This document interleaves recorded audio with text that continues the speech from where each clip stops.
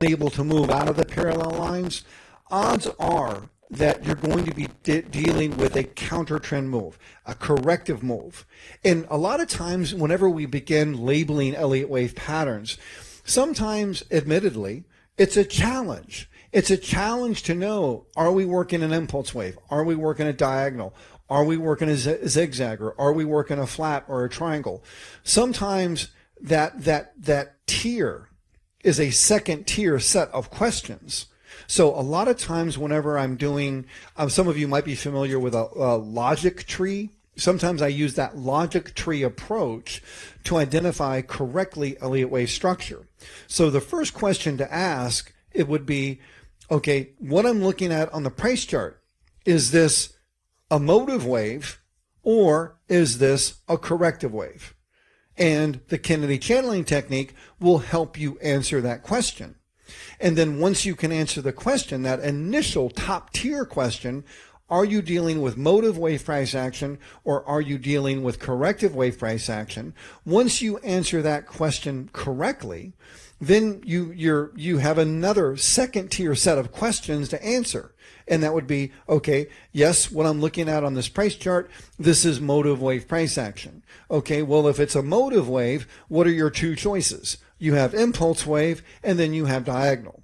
Well, if it's not a motive wave, then you go to it's a correction. It's a counter trend move. Well, if it's a counter trend move, you've got three choices. Is it a zigzag? Is it a flat? Is it a triangle? And it's this Kennedy channeling technique that aids you with that all-important first tier, top tier question. Are you looking at motive wave price action or are you looking at corrective wave price action?